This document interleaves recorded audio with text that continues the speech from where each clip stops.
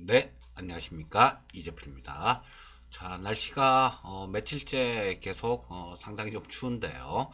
자, 이 날씨가 추우면 이 바이러스들 뭐 이런 것들은 활동력은 굉장히 높아지고 사람 인체는 면역력이 상당히 떨어진다라고 얘기를 하죠. 그래서 뭐 감기 요즘 감기 잘못 걸리면 그쵸. 코로나로 오해받고 어디 가고 기침을 한번 하려고 해도 굉장히 눈치가 많이 보이니까요.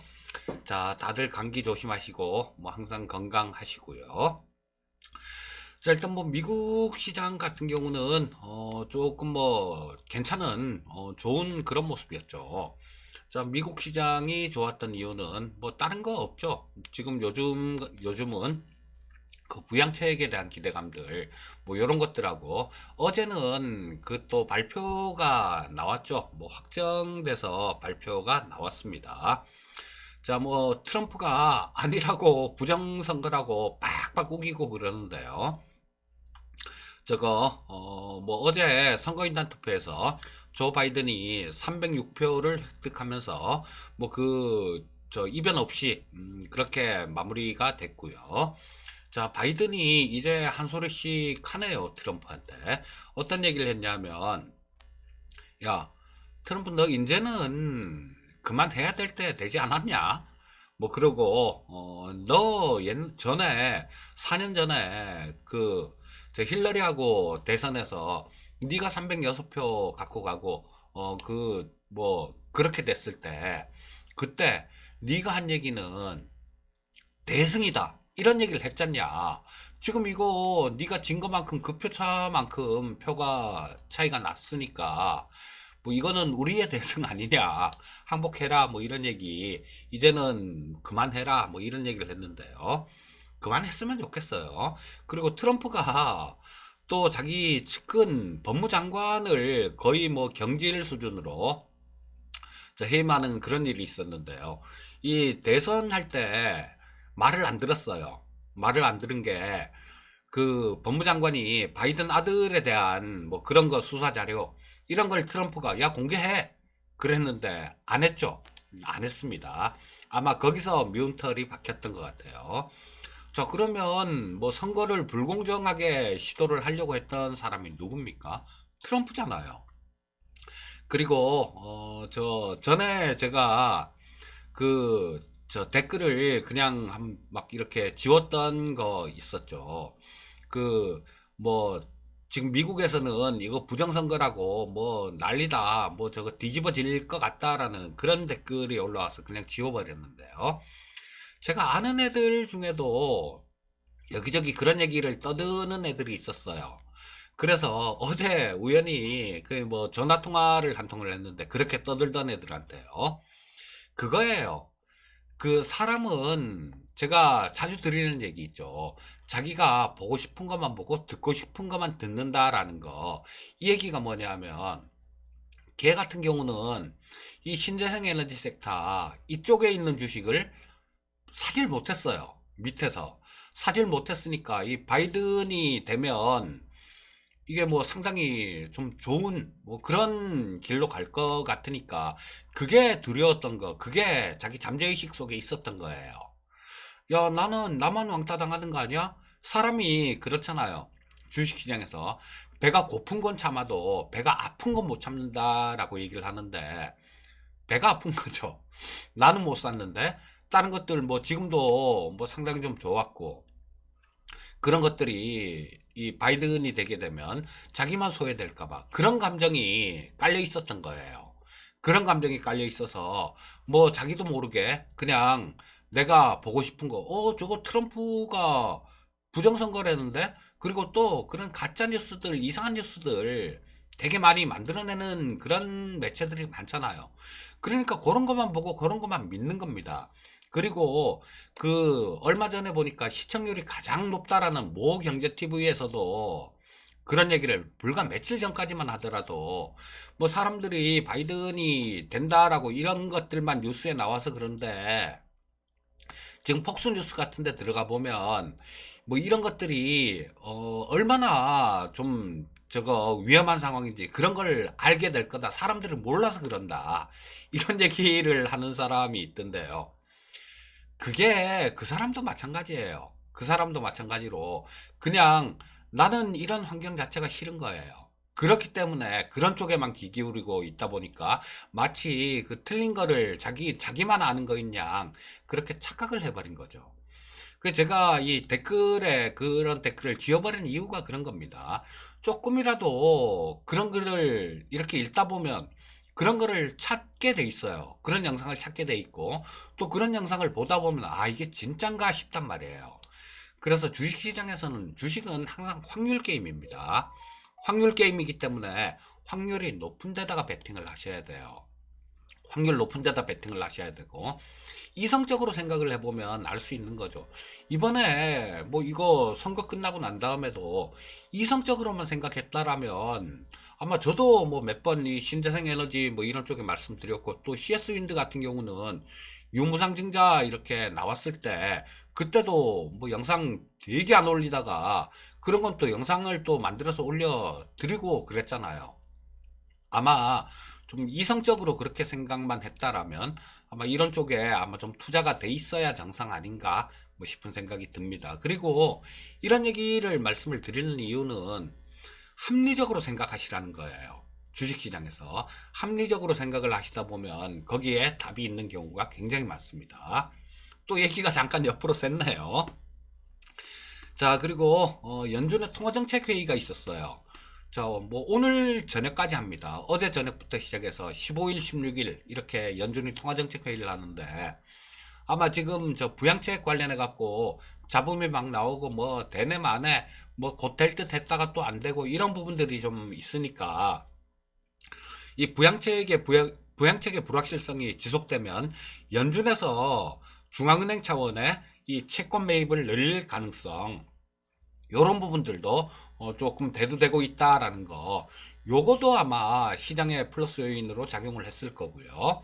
그 다음에 저 바이든이 이변 없이 306표를 획득했다라는 거 이런 것들도 마찬가지로 그 긍정적인 그런 내용으로 작용한 모습이었습니다.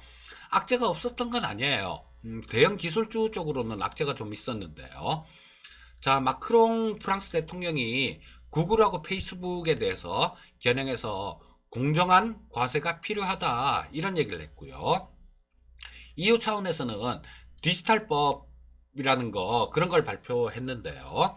자, 요거는 거대 IT 기업에 뭐 엊그저께도 말씀드린 적 있습니다만 연 매출의 10%를 벌금으로 부과하는 그런 내용이고요.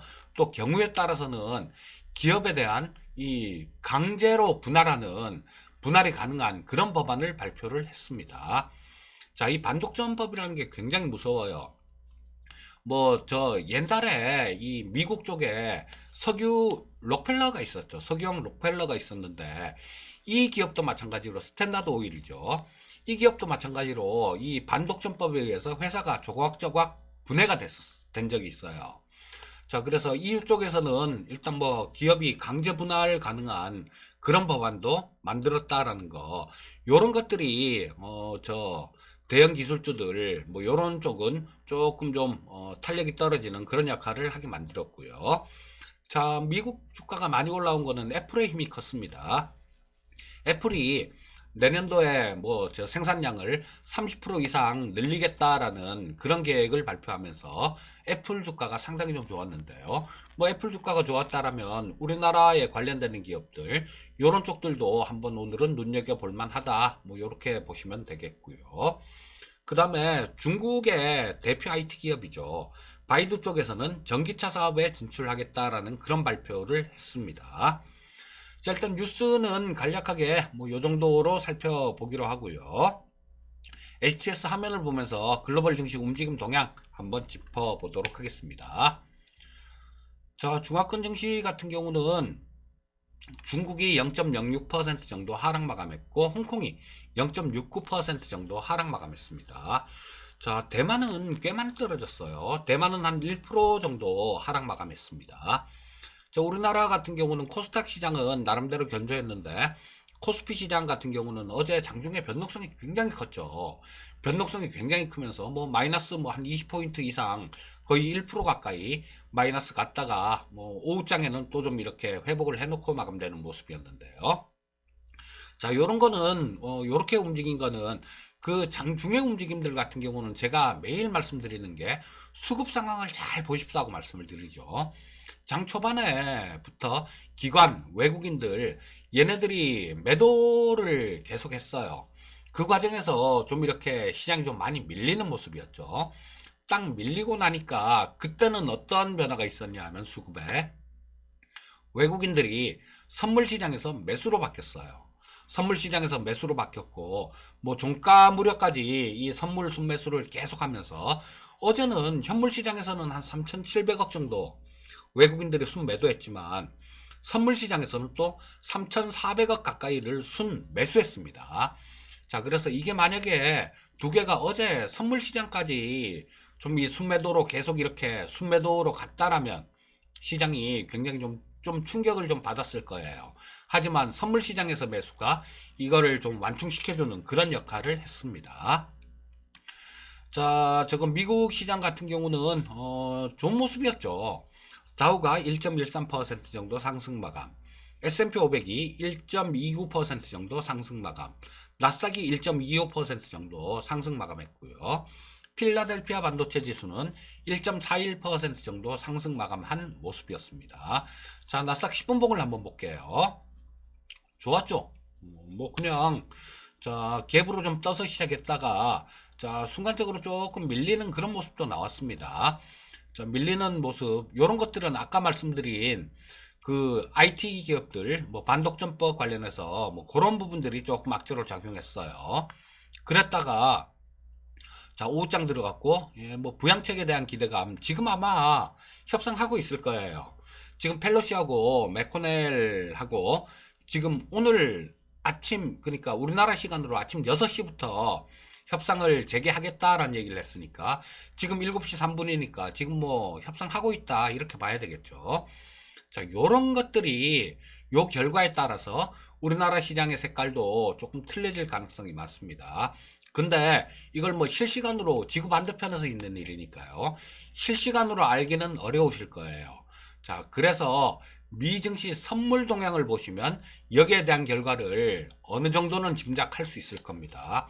미국 증시 선물은 지금 썸머타임이 해제됐기 때문에 우리나라 시간으로 아침 8시부터 이게 시작이 될 겁니다.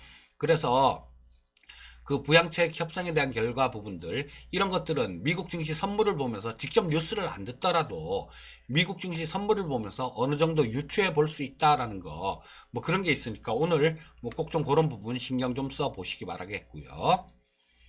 자, 뭐 나스닥 같은 경우는 또 이거 돌파를 뭐 시도하는 모습이죠. 자, 뭐 사상 최고치를 또 다시 돌파를 하려고 시도를 하고 있는 모습인데 뭐 좋은 그런 모습이다. 이렇게 보시면 되겠습니다. 자, 국내 증시 수급 동향 한번 살펴보겠습니다. 자, 뭐 수급 동향에 대해서는 아까 간략하게 서두에도 말씀을 드렸었죠. 자, 보시면 외국인들 같은 경우는 지금 한 4일 정도 연속으로 꽤 많이 팔았어요.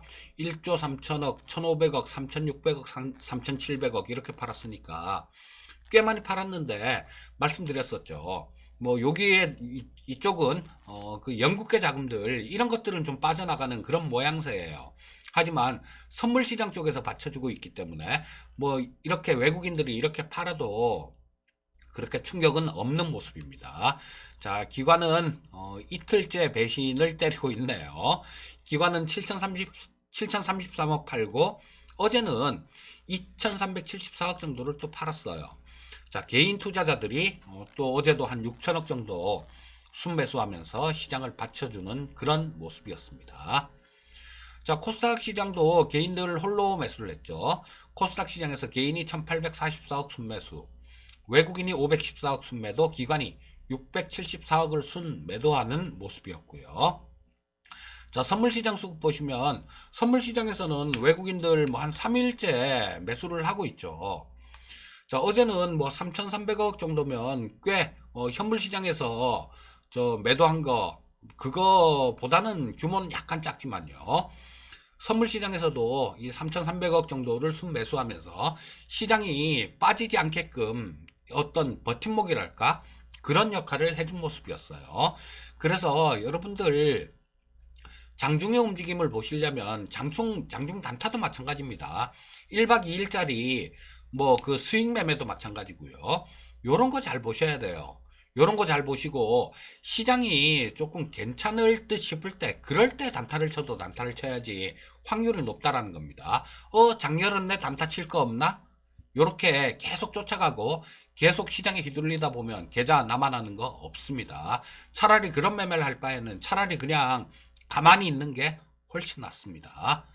자, 옵션 시장 한번 볼게요. 자, 외국인들은 또 어제도 콜옵션을 34억 정도 순 매도하는 모습이었어요. 금융투자 쪽은 콜옵션을 26억 정도 순 매수했네요. 자, 외국인들 콜옵션 매도 포지션이 꽤 지금 많이 쌓여가고 있습니다. 자, 그리고 풋쪽 한번 볼게요. 외국인들은 풋옵션 같은 경우는 15억 정도를 어제 순 매수했네요. 자, 뭐 요거는 지금 풋쪽은 외국인들은 그렇게 규모는 크진 않아요.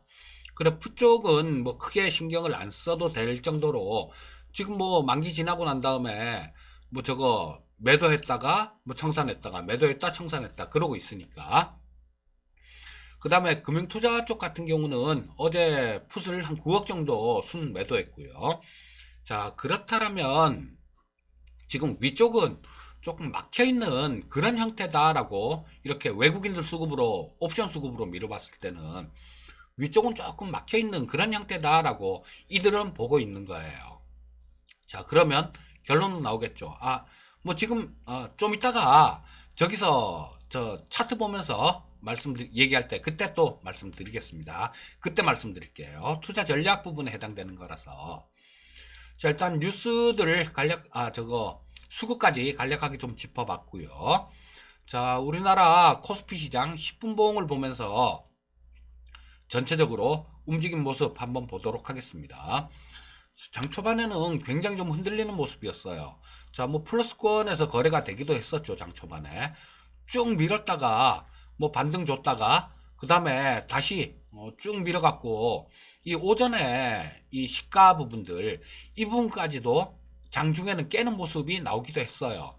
하지만 오후장 무렵에 이때 외국인들 선물 매수가 굉장히 많이 들어왔습니다. 선물 매수가 들어오면서 나타난 변화는 이 전까지만 하더라도 저 미국 증시 선물이 플러스권 마이너스권 여기 계속 왔다 갔다 이러고 있었어요. 그러고 있었는데 이게 미국 증시 선물이 플러스권으로 돌아섰죠. 뭐 아마 그걸 보고 외국인들이 저 선물 쪽에서 매수로 배팅을 했는지 모르겠습니다만 뭐 그랬을 확률이 많겠죠. 자, 그러면서 다시 오후장에는 뭐 거의 약보합 정도 그 정도 수준까지 좀 이렇게 회복을 해놓고 마감되는 모습이었습니다. 자, 일단 코스피 시장 10분 봉을 봤고요. 자, 코스피 1봉을 한번 보도록 하겠습니다. 자, 그런 모습이 나오고 있죠. 제가 뭐 이격 좁히는 구간 뭐 이런 구간들 말씀드렸는데 자, 지금 22평선 같은 경우는 빨간선 이렇게 강하게 올라오고 있고요. 자, 주가 같은 경우는 지금 여기서 또 이격을 벌였다가 또 기간 조정 형태로 이렇게 가면서 좀 이격을 좁히는 그런 모습이 나오고 있는데 자, 요런 거 같은 경우는 자연스러운 현상이에요. 제가 어제도 뭐 아침에도 그런 말씀 드렸죠.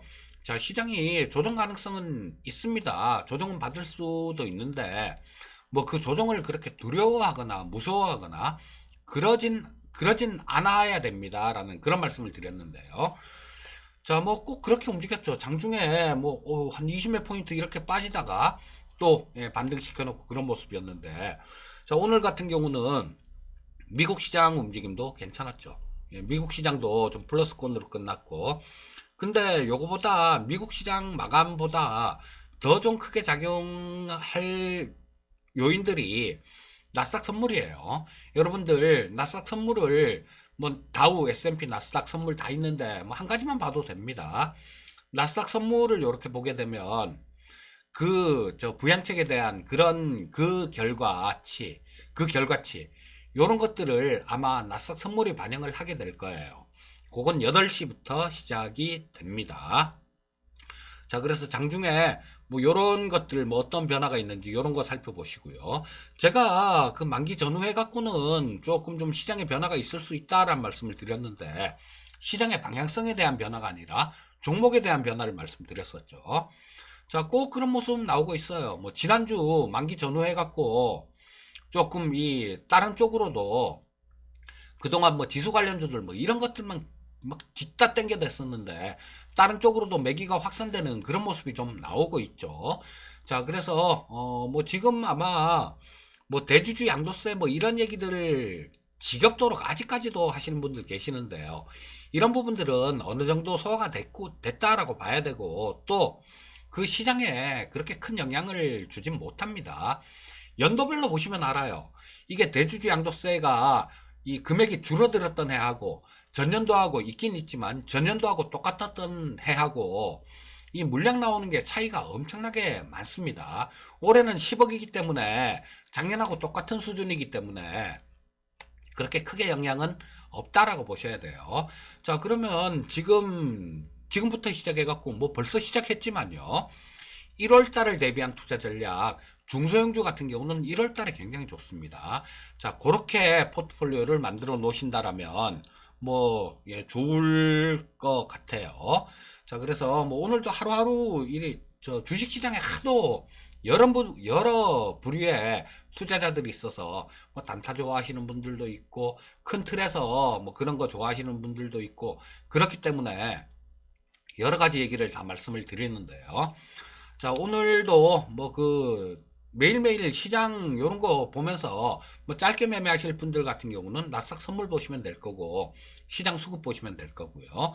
조금 크게 보시는 분들 같은 경우는 방금 말씀드렸듯이 중소형주 위주의 그런 포트를 만들어 놓으시면 좋으실 것 같아요. 자, 오늘도 성공 투자하시고요. 저는 내일 뵙도록 하겠습니다. 감사합니다.